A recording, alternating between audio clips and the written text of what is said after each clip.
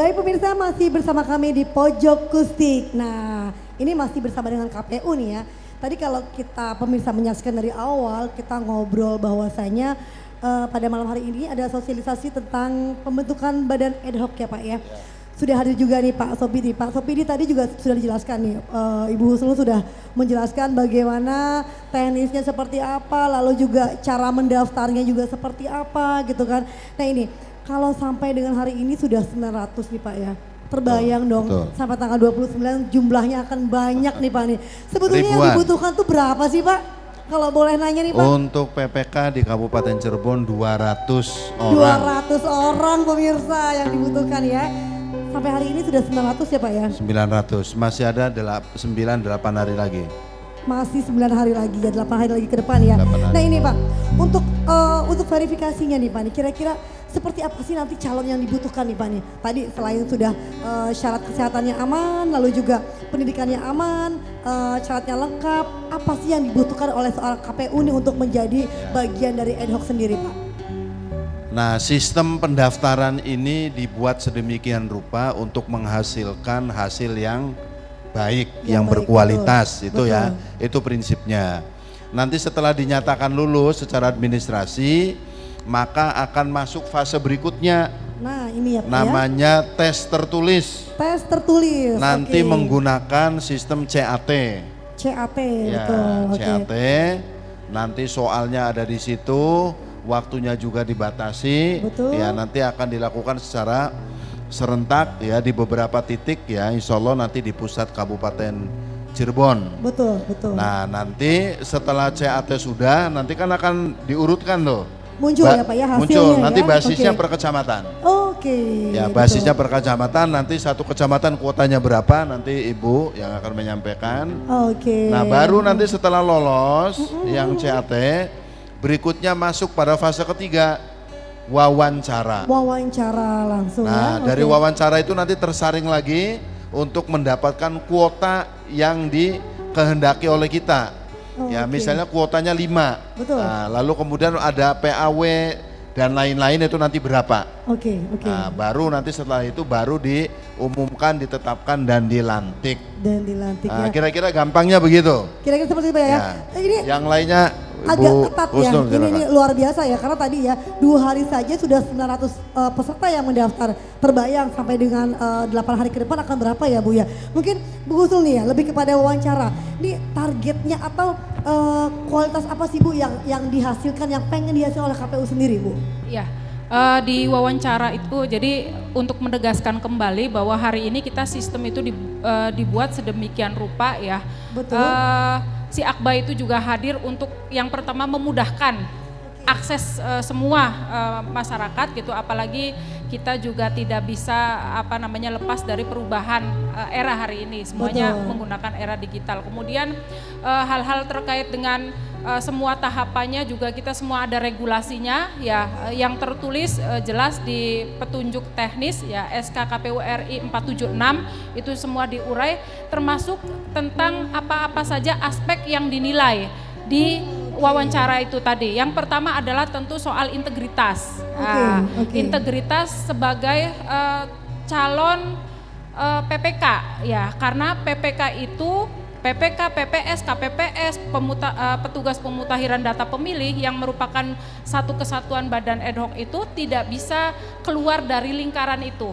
Nah maka kemudian aspek-aspek dinilai nanti di wawancara itu aspek pengetahuan secara umumnya, kemudian aspek etiknya, nanti mungkin aspek etik nanti akan disampaikan lebih detail oleh Pak Abdullah Syafi'i ya. Kemudian aspek kompetensinya, aspek integritasnya itu. Jadi banyak hal yang kita akan perdalam di wawancara itu. Dan lagi Mbak, ini kan kita punya rekam jejak. Dari pendaftar itu barangkali ada yang pernah menjadi dan lain sebagainya, maka kemudian itu perlunya kita mempunyai daftar riwayat hidup dari masing-masing peserta itu. Nanti kita akan meminta konfirmasi, akan melakukan klarifikasi terhadap yang bersangkutan terhadap pengalaman-pengalaman atau hal-hal yang pernah dilampaui. Karena tujuannya itu tadi bagaimana kita membuat sistem ya rejim penyelenggara pemilu yang berintegritas, yang juga kemudian mempunyai kompetensi yang cukup tangguh, karena mengelola pemilu 2024 tidak jauh berbeda dengan apa yang sudah dikelola di 2019. Berangkat dari pelajaran evaluasi yang kita lakukan dengan pemilu 2019, maka berharap ke depan pengelolaan pemilu itu lebih baik, dan salah satu kuncinya adalah di badan ad hoc. Luar biasa ya, luar biasa nih Ibu. Mungkin Pak Sapi'i menambahkan nih kira-kira apa sih yang diharapkan KPU untuk kualitas terbaiknya di 2024 ya Pak ya? Ya, terima kasih. Jadi tentu pemilu ini kan didasarkan oleh aturan. Betul. Jadi oleh aturan, jadi untuk perekrutan badan ad hoc ini kita punya peraturan yang disebut sebagai peraturan KPU nomor 8. Betul. Siapa yang akan kita pilih di pasal 36 itu jelas dikatakan pertama itu yang memiliki kompetensi. Tadi dijelaskan oleh Pak Ketua. Kemudian kapabilitas. Kemudian yang ketiga dia harus memiliki integritas. Yang keempat ini dia harus memiliki kemandirian. Jadi 4 prinsip itu yang nanti akan kita nilai untuk melihat calon anggota PPK nanti. Jadi ketika di tes tertulis tentu kita akan menilai kapabilitasnya, kapasitasnya. Kemudian di wawancara nanti kita akan nilai integritasnya, kemandiriannya. Betul enggak bahwa dia bukan menjadi anggota partai politik? Kemudian betul enggak rekam jejak dia itu bersih dari tendensi-tendensi keberpihakan misalnya. Nah itu nanti kita akan nilai. Kemudian mungkin saya ingin tambahkan sedikit, untuk kalangan generasi muda sebetulnya kita memberikan prioritas sekarang. Di pedoman teknis tadi dijelaskan oleh Bu Husnul di sesi sebelumnya, kita akan memprioritaskan kalangan pertama tokoh masyarakat. Kemudian yang kedua adalah pelajar atau mahasiswa. Tapi ada poin terakhir ya, kemudian yang ketiga adalah perempuan, memperhatikan 30%. Kemudian yang terakhir, saya kira yang sekarang banyak dimiliki oleh generasi muda adalah memiliki kapasitas IT, kemampuan IT. Jadi karena pemilu 2024 ini full IT. Jadi nanti ini menjadi salah satu kriteria kita untuk menilai orang ketika masuk menjadi PPK. Itu jelas diatur dalam pedoman teknisnya. Harus kita perhatikan orang yang memiliki kemampuan teknologi informasi. Saya kira itu yang penting, yang nanti kita akan lebih perhatikan ketika melihat seseorang akan kita pilih atau tidak. Begitu. Jadi itu tahapannya ya. Jadi dengan harapan tadi ya bahwasanya di pemilu 2024 akan terbentuklah sebuah sosialisasi dari ad hoc yang terbaik ya tadi ya. Banyak sekali kategori-kategorinya ya Bu ya, Pak ya, luar biasa ya tadi. Sampai dari tingkatan wanita, lalu juga lebih ke tokoh masyarakat, apalagi ke generasi mudanya gitu ya. Kita berharap mudah-mudahan pemilu 2024 kita mendapatkan yang terbaik. Gitu amin, ya. amin. Nah mungkin terakhir nih Bapak Ketua Pak Sobini, untuk harapan dan pesan pada masyarakat nih Pak nih.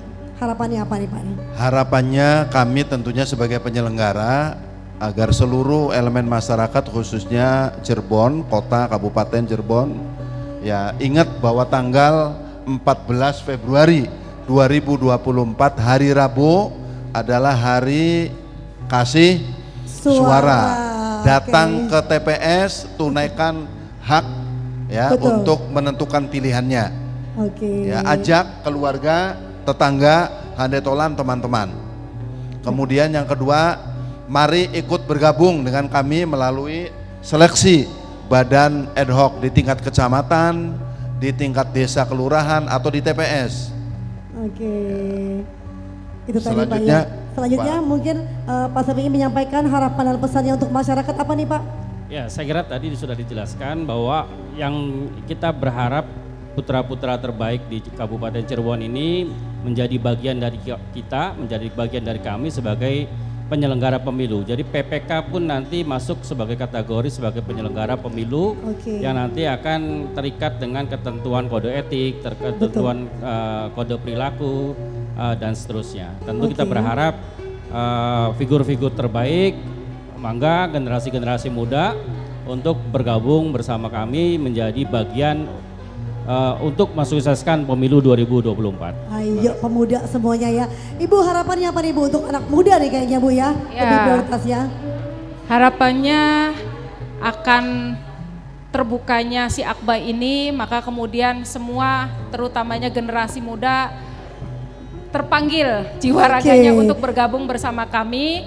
Kemudian kami juga di kesempatan ini ingin menyampaikan bahwa rekrutmen badan ad hoc di semua tingkatan, PPK, PPS, KPPS, petugas pemutahiran data pemilih semuanya bebas biaya. Bebas biaya, gratis Bebas ya Bu? biaya, Gratis. tidak Gratis ada ya? gratis, tidak ada pungutan apapun ya. Jadi kami sampaikan kepada masyarakat luas, terutamanya generasi muda yang mau baru belum punya pengalaman gitu, misalnya silahkan ikut bergabung, tidak ada pungutan apapun. Jadi kalau ada misalnya di luaran sana yang menjanjikan sesuatu bisa masuk karena itu tadi Mbak banyaknya pendaftar misalnya betul, jadi udah lewat saya saja, itu pastikan bukan dari kami, itu Oke. karena kalau kami tidak ada pungutan biaya apapun. Jadi silahkan diikuti tahapannya, silahkan belajar tentang pemilu itu asik. Oke, pemilu itu asik ya. Asik. Oke, terima kasih Pak, terima kasih. Sami-sami. Sehat selalu, mudah-mudahan Amin, amin. 2024 semuanya yang terbaik ya Pak Amin, ya. Oke, amin, amin. Bapak Safi terima kasih, Ibu terima kasih banyak Terima kasih, edukasinya, Ibu. terima kasih. Oke, luar biasa sekali ya. Boleh dong tepuk tangannya nih untuk KPU dari Kabupaten Cirebon ya. Tadi pendaftarannya gratis ya Bu ya, tidak dipungut biaya apapun. Oke, ditunggu generasi muda ya untuk bisa bergabung bersama dengan KPU Kabupaten Cirebon. Ibu kita dengerin musik lagi Bu ya. Oke. Mbak Dian, mau nyanyi apa nih Mbak? Mau nyanyi Kangen. Kangen sama siapa sih Mbak? Oke. Oke Mbak Dian, Kangen. Iya.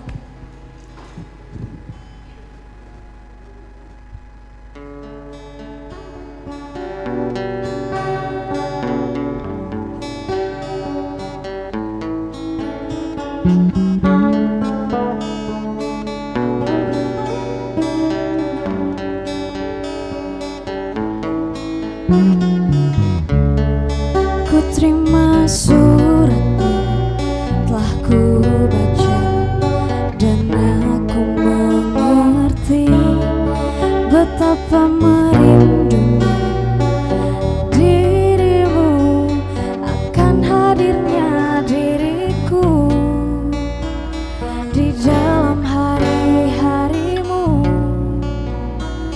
bersama lagi.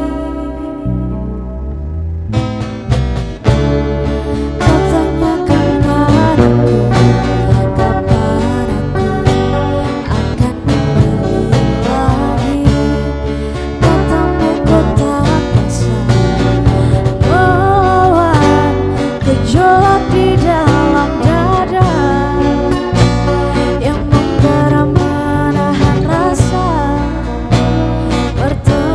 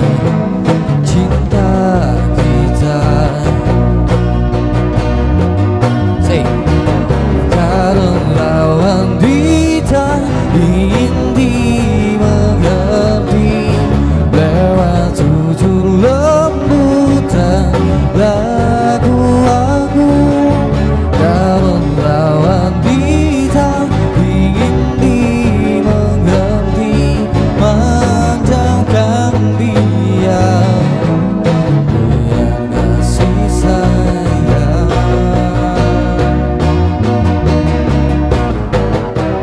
dan terang itulah dirimu janganlah redup dan mati aku di belakangmu memeluk dan menjagamu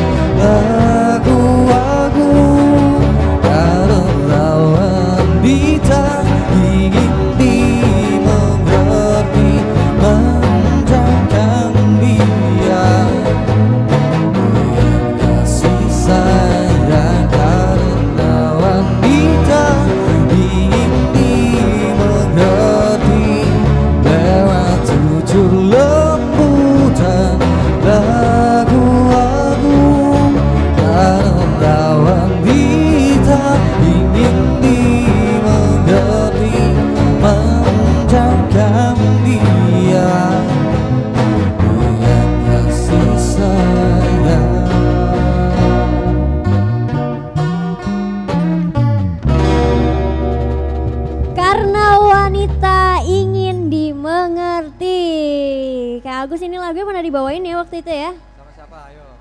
Ya sama Anda. Ya lainnya. Aduh. Oke, tadi kenapa tiba-tiba ingin menyanyikan lagu ini lagi? Kenapa ya? Masih pengen aja. Kemarin tuh Oh iya. Iya benar, ini versinya Agus. Oke. Requestan juga siapa tuh? Ya, ada deh. Ya buat siapapun itu yang request semoga suka ya dengan suaranya tadi Kak Agus. Oke Kak Agus, selanjutnya mau bawain lagu apa nih? Kekasih Bayangan. Kekasih Bayangan. Sad boy sekarang jadi sad boy. Gara-gara keturunan Kak Sigit. Enggak apa-apa. Masih sad boy Kak Sigit. Oh masih. Udah jomblo semua. Sedih banget ya guys ya. Oke langsung aja. Kekasih Bayangan, cakrakan kahur baik Kak Agus featuring Ardan Musik. Check it out.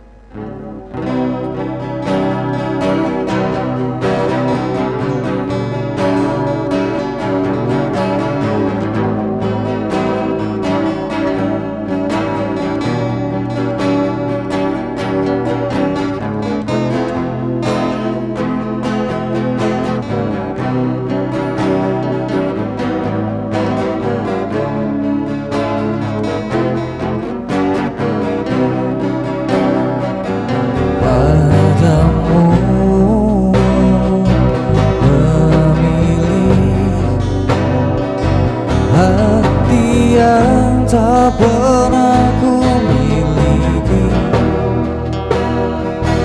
yang hadir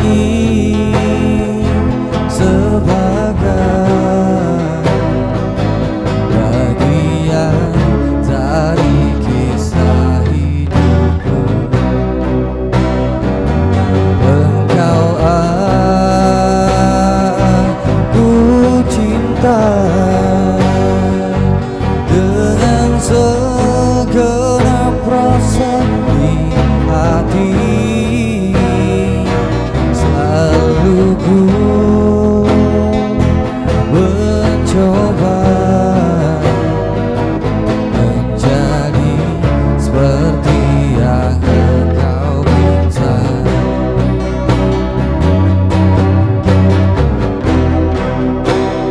Aku tahu engkau sebenarnya tahu, tapi kau memilih seolah engkau tak tahu. Kau sembunyikan rasa cintaku di balik topeng persahabatanmu yang palsu. Kau jadikan aku kekasih bayangan untuk menelan di saat kau merasa sepi. Bertahun lamanya menjalani kisah cinta sendiri.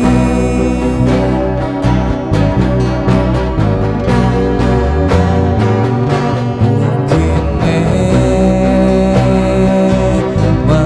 benar cinta itu tak lagi berharga. Semua percuma bila engkau tak punyai harta.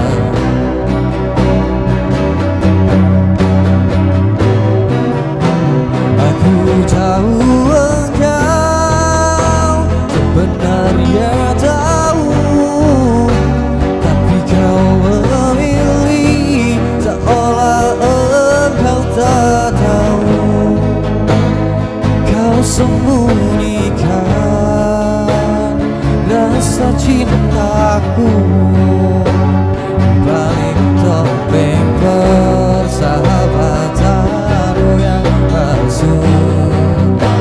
Menjadikan aku kasih bayangan untuk mendelan di saat kau merasa sepi. Bertahun lamanya jalani kisah cinta sendiri. Kekasih bayangan. Galau lagi pemirsa, nggak apa-apa. Udah biasa galau kayaknya ya si Agus ini. Agus. Apa? Oh Brandy. Lebih gaul ya. Brander. Oke, kita panggilnya Brandy aja, katanya Agus terlalu jelek. Oh kebanyakan, udah pasaran ya. Oke, abis ini lagu terakhir mau bawain lagu apa nih? Mau demi waktu, apa ada untukmu. Iya kayaknya aku mau dengerin lagu Demi Waktu versi Kak Brandy ini deh. Kan terakhir harus kasih galau lagi ya Demi Waktu ya. Gak apa-apa. Oke pemirsa setia RCTV, akhirnya waktu sudah menunjukkan kita harus berpisah. Tapi tenang aja, ini bukan akhir dari segalanya pemirsa. Karena ini kita akan masih bertemu di episode selanjutnya. Minggu depan setiap hari Senin jam 20.00 di RCTV Langka Padane. Nah buat pemirsa di rumah nih yang mau cari alat musik, perlengkapan musik, peralatan musik, atau bahkan cari jasa buat main di acara wedding atau di kafe, tenang, bisa banget langsung menghubungi Ardan Musik ya. Kalian bisa tanya-tanya dulu aja melalui sosial medianya Ardan_musik ya.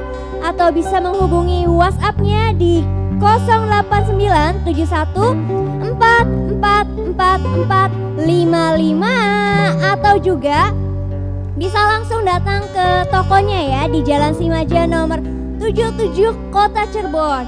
Dan inilah lagu terakhir dari Ardan Musik, Demi Waktu. Saya Nopi pamit undur diri, sampai jumpa di minggu depan. Bye bye.